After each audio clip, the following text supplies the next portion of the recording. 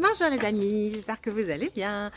Je vous retrouve ce matin pour une vidéo. J'ai un quart d'heure devant moi, donc je voudrais vous parler du portail énergétique, on a tendance à appeler ça comme ça, donc de l'éclipse qui aura lieu en fin de matinée. Ah là, attendez, ça y est, c'est reparti pour un filtre que je vais enlever. Bah, je sais pas comment l'enlever. Je sais pas comment enlever ce filtre. Et j'ai plus rien sur l'écran. Bon, on va faire avec parce que de toute façon, j'ai pas le temps. Voilà. Attendez, ça y est. Hop, c'est revenu. Ouais, non. Là, je peux pas l'enlever. Donc, on va faire avec. Sur mon écran, là, il n'y a plus rien. Donc, c'est pas grave. Alors, je voudrais vous parler du portail. Oh, je me reconnais pas, ça me fait bizarre. Ah! Je voudrais l'enlever. Je peux pas l'enlever. Bon, et ben c'est pas grave, vous allez vous habituer à ma drôle de tête. Je voudrais vous parler du portail d'aujourd'hui. En fait, il s'agit aujourd'hui d'un sas. Donc, quand l'éclipse va passer, ça va faire un switch énergétique très intense. Je vous ai dit plein de bêtises parce que je vous dis depuis plusieurs mois que l'éclipse passe au-dessus des Incas et alors pas du tout. En fait, elle passe au niveau de la Sibérie. Alors pour moi, il y a une compréhension qui s'est faite depuis du coup parce que en fait pour moi, il y a des énergies très très fortes au-dessus de la Sibérie. D'ailleurs, une partie du chamanisme que je pratique vient de ces origines-là. Il y a beaucoup de choses qu'on ignore en fait sur ce pays et sur ces régions ces endroits du monde. Au niveau des pôles magnétiques de Gaïa, il y a des énergies très très très fortes. Donc en fait que ça passe là, c'est tout.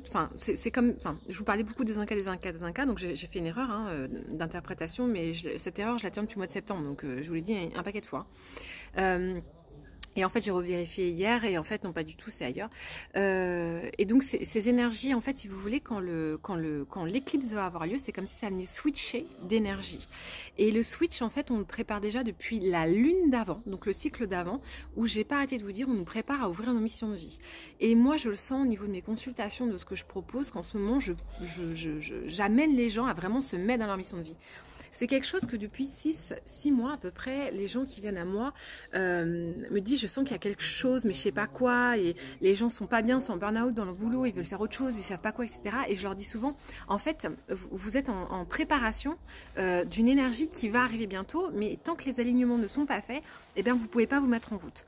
Et ces alignements, c'est ceux qui ont lieu aujourd'hui, puisque l'alignement des planètes aujourd'hui va ouvrir un sas avec l'éclipse qui va vous permettre de complètement vous mettre dans mission de vie, parce que c'est comme si maintenant c'était possible, c'était réalisable. Alors si vous regardez les informations, les actualités et ces choses-là, vous êtes complètement dans l'illusion d'un monde qui est très austère, très renfermant, très, très noir, etc. Et en réalité, les énergies sont complètement à l'opposé. C'est-à-dire que là, on a une espèce de gros feu rouge, là il y a le feu rouge actuellement, et quand l'éclipse passe, ça va switcher en feu vert pour dire réalisez-vous. Et l'information que j'ai depuis le 11 mai, c'est de complètement modifier notre perception des blessures égotiques. C'est-à-dire qu'avant, quand on travaillait une blessure égotique, on était dans vraiment l'aspect souffrant. Et ça, c'était l'ego, justement. Et maintenant, on nous invite à intégrer cet ego dans le jeu de l'évolution de l'âme. Je vous referai des vidéos beaucoup plus complètes sur ça parce que je vais vous faire une vidéo sur chacune des 5 blessures et je vais vous donner les clés pour vraiment expanser. Par exemple, la trahison, quand tu viens visiter la trahison, c'est pour te permettre d'avoir confiance en toi. Quand tu viens visiter la blessure de rejet, c'est pour comprendre que tu existes et que tu dois manifester. Quand tu visites la blessure d'humiliation, c'est pour développer l'amour-propre, etc., etc. Et je vais essayer parce que je trouve que les enseignements sur les blessures, alors après, je n'ai pas été éplucher tout ce qu'il existe, mais pour ma part, je trouve que ça manque fondamentalement de clés pour en sortir. C'est-à-dire qu'il y a beaucoup de gens qui ont vulgarisé ce que ça veut dire, qu'est-ce que c'est, comment on la détermine. Je trouve que ça manque profondément de compréhension de comment ça se comprend dans le corps. Je trouve qu'il n'y en a pas assez d'informations sur ça. Et donc, j'ai beaucoup travaillé sur ça ces derniers mois pour vraiment comprendre où se traduit la blessure de tel truc, tel truc, tel truc, tel truc. Mais vraiment, comment ça les symptômes corporelle de ça, parce que la corporalité est très importante. Et après, les clés pour pouvoir s'extraire de toutes ces blessures, pour pouvoir vraiment expanser et comprendre. Bah, en fait, la blessure de trahison, c'est pas qu'un truc que tu te trimbales et qui doit te faire souffrir et que t'es pas bien. C'est aussi un truc qui doit te permettre de développer une compétence pour pouvoir évoluer. Et là, en ce moment, ce qui me demande beaucoup de communiquer comme information, c'est qu'on est à l'aube, on est en train de nous pousser, on nous propose maintenant de vraiment s'affranchir de tous les vieux schémas du mondialisme, etc. J'ai partagé ce matin une vidéo de Louis Fouché qui parle de ça, et ce que dit Louis Fouché, c'est typiquement ce que je canalise. Donc pour moi, c'est un alignement impressionnant, parce que l'idée, c'est pas de se poser la question du pass sanitaire, de la vaccination, etc. L'idée, c'est de comprendre comment toi, tu peux te mettre en place pour pouvoir évoluer. Alors, le truc qu'ils m'ont demandé de communiquer, enfin, la chose que j'ai envie de vous communiquer, c'est en fait comment arrêter ce jeu égotique. Eh bien, tout simplement, une des clés que tu peux utiliser, c'est de te dire, ok, je ne suis pas une finalité. Je ne suis pas je suis pas un réceptacle de trucs qui fait que ça se finit à moi. On est dans un circuit qui est ouvert. C'est-à-dire que l'abondance, c'est pas je m'enrichis et je stocke. L'énergie, c'est pareil. En fait, on doit tous se voir comme étant une continuité de quelque chose. Donc, je continue un cycle. À travers mon positionnement et mon épanouissement, se générera l'épanouissement et l'abondance d'autres personnes. Donc, l'ego est quelque chose qui va te limiter. C'est quelque chose qui va te rendre petit, qui va te rendre, voilà, qui va t'enfermer. Et quand tu es dans ton ego et dans tes blessures, tu sens qu'il y a un truc qui souffre et qui se referme. Quand tu te mets, et je vais en consultation, dès que je dis à la personne, je dis, maintenant, ouvre-toi au fait que toi, en fait, tu es dans un collectif et que ta position et ta réalisation ouvre aux autres. Et alors là, tout de suite, je sens l'âme qui s'installe et qui dit, ah, ça y est, ça vibre comme j'ai envie. Voilà. Donc, il y a vraiment une modification intérieur, vibratoire, dès que tu te mets à te dire mais ça ne se limite pas à moi, c'est un champ des possibles qui est ouvert au collectif, il y a un truc qui grandit en soi.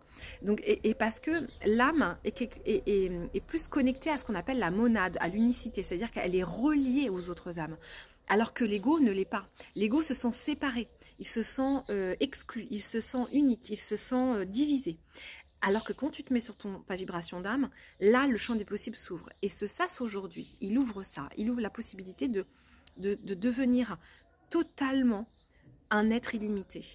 Et c'est comme si avant, on était dans un carcan de limitation et de séparation, et maintenant, ça n'existe plus. Alors, il y aura ceux qui vont continuer à alimenter ce jeu-là où on est limité, et puis à tous les autres. En tout cas, la porte est ouverte et vous pouvez y aller en toute confiance. Soit on fait le choix de continuer à alimenter la souffrance, soit on fait le choix d'aller complètement s'épanouir et s'ouvrir. Ça va devenir de plus en plus facile de vraiment lâcher les croyances limitantes et tous les problèmes égotiques en fait. Je voudrais vous parler un petit peu aussi de mon travail et de mon évolution. Alors j'en parle très très peu sur la chaîne Étoile de Gaïa, mais je suis dans un parcours flamme jumelle. Et je fais le choix de ne pas vous en parler parce que c'est quelque chose qui est très intime pour moi. J'ai beaucoup de pudeur par rapport à mon parcours de flamme, ne serait-ce que parce que c'est pas posé avec mon jumeau qu'on est tous les deux des flammes, et moi je l'ai identifié pas lui. Et j'ai pas du coup envie de dévoiler son intimité à travers mes expériences, parce que je considère que ce que je vis, c'est aussi son intimité. Je pense que je serais plus à l'aise de parler de ça si lui et moi on avait pu en parler. Donc voilà. Mais en tout cas, ce que je peux vous en dire, c'est qu'en ce moment, j'ai l'impression de passer mon bachelor de flamme jumelle, parce qu'en ce moment, ils sont en train de me faire vivre intensément absolument toutes les blessures en même temps. Et ils me testent beaucoup, beaucoup, beaucoup. Ça me prend beaucoup de temps, beaucoup d'énergie. Depuis le mois de mars, en fait, ça me fait ça. Donc, c'est assez énergivore. Je vous en parlerai bientôt, je pense. Et donc, dans ce parcours-là, il m'arrive plein de choses. Hein, pour tous ceux qui le traversent, vous le savez.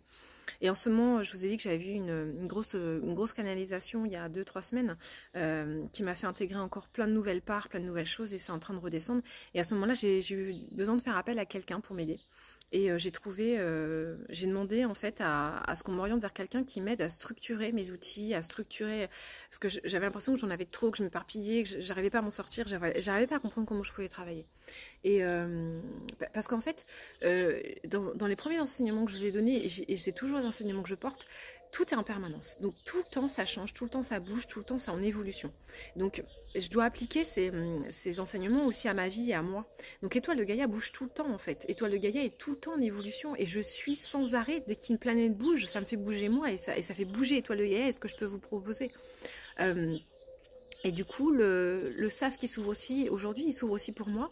Et je travaille avec Déborah Seban, dès que j'ai fait la demande d'avoir quelqu'un pour m'aider, c'est elle qui est arrivée à moi. C'est une femme extraordinaire, donc je vous en reparlerai un peu plus, mais parce que j'ai pas tardé à aller en consulte. Et Déborah m'aide à comprendre réellement en quoi je peux manifester et réaliser ma mission ici. Et on a fait une séance mardi, ça m'a aidé énormément parce que elle m'a permis de comprendre en réalité ce que je faisais. Et alors depuis que j'ai pu poser ma conscience réellement, faire descendre depuis mon inconscient en conscient ce pourquoi je suis faite, et ben c'est beaucoup plus facile pour moi. Voilà.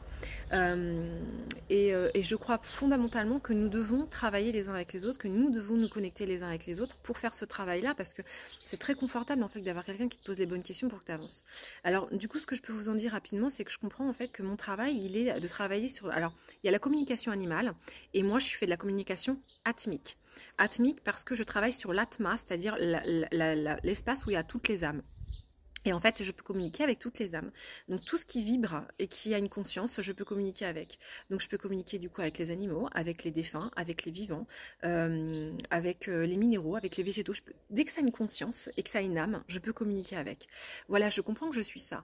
Et en fait, j'ai longtemps eu du mal à mettre du vocabulaire sur ce que je faisais. Et maintenant que j'ai conscientisé ça, ça m'aide énormément parce que très souvent, je donne dans mes enseignements qu'il n'y a pas vraiment de guide. On parle des guides et je sens pour moi que c'est pas une vérité. Moi, je dis plutôt qu'il y a quelque chose à l'intérieur de nous qui vibre et que c'est ça, le guide. Et effectivement, du coup, ça me permet de comprendre que quand vous venez en consultation, des gens me demandent de définir ce que je fais et je dis, bah, je parle avec vos guides, mais je sens que c'est pas ça, en fait. Et pour moi, quand je parle des archétypes, je parle toujours que c'est des figures archétypales divines que nous vibrons à l'intérieur de nous. Donc, quand je me connecte à Isis, je me connecte à ma part de déité archétypale qui vibre comme elle. Et pour moi, c'est beaucoup plus juste, ça, parce que dans cette vérité que je vous pose là, qui est la mienne aujourd'hui, je trouve que ça me donne beaucoup plus de force, de pouvoir et de responsabilité dans ma vie. Je trouve que le fait de poser un guide à l'extérieur ou des archétypes ou des énergies que je peux appeler m'enlève une part de ma responsabilité, de mon pouvoir, de ma capacité à faire des choses. Alors il est vrai que je demande tout le temps. Mercure est rétrograde, donc ça coupe. Et donc j'aime à dire que, en fait, ce sont des... Alors je demande quand même aux énergies de m'aider, etc. Mais j'en fais la demande pour l'exprimer, pour le conscientiser en fait. Et là, le fait d'avoir posé ça, ça me permet de comprendre qu'en fait, mon travail consiste à me mettre en lien avec ce qui est énergétique, donc aussi bien un esprit animal, un végétal, etc. De me mettre en contact avec ça. Et de par ces connexions, ces communications que je peux avoir, vous donner en fait des informations, des clés pour vous aider à trouver votre médecine et à guérir vous-même et à avancer vous pour votre évolution. Voilà, donc ça j'ai réussi à le poser avec Déborah. Merci à toi Déborah. J'ai encore des consultations avec elle, j'en ai encore 2 et ça m'aide énormément en fait de pouvoir comprendre mon mode de fonctionnement pour que ça soit beaucoup plus fluide, beaucoup plus limpide pour moi, pour mieux vous expliquer ce que je peux faire pour vous. C'est-à-dire que l'objectif de venir travailler avec moi, quand vous venez travailler avec moi, c'est que j'écoute votre âme qui me donne des informations pour vous aider. Parce qu'en fait, souvent, quand on n'a pas encore ouvert tous ces champs de conscience, etc., on a du mal à écouter son propre guide intérieur. Et moi, c'est ça que je fais. En fait, je communique avec vos guides, vos guidances intérieures, et je vous transmets les messages pour vous aider à avancer. Mais je donne aussi des enseignements puisque j'ai la capacité de ma sagesse d'âme de connaître beaucoup de choses que je retransmets à nouveau. Voilà. Donc je vous transmets tout ça ce matin et voilà, et je crois que cette porte elle s'ouvre pour absolument tout le monde. qu'il y a un champ de conscience infini qui est possible pour nous tous et qu'on va tous vers ça. Je pense qu'il y aura des modifications, il y aura une nouvelle façon de vivre qui arrive, un peu comme on a connu dans les années 70, hein, ça arrivé plusieurs fois finalement, et les familles d'âme se retrouvent, quoi. Il y a vraiment une notion on vient épurer des lignées familiales et on retrouve en même temps des familles d'âme. Samedi, on va se retrouver avec plein de gens, je suis sûre qu'on va être une grande famille en fait, hein, voilà, autour d'un feu, et je vais faire un rituel chamanique en lien avec cette éclipse, voilà. Et ah là là, heureusement que je vous le fais à 9h30. Vous imaginez si j'avais fait à midi pendant l'éclipse, Mercure est vraiment en train de nous faire des cagades là. Moi, ça a déjà commencé depuis qu'il est passé rétrograde. Ça me fait des aventures. Voilà. J'ai pas trop pris le temps de lire vos petits trucs, mais je vous fais plein de poutous, plein de bisous, et je reviendrai. J'ai plein de vidéos à vous faire. J'ai plein de thématiques à aborder. Il y a plein de trucs qui sont en train de descendre, que vraiment je vais vous poser des outils pour vous aider à trouver des clés en vous.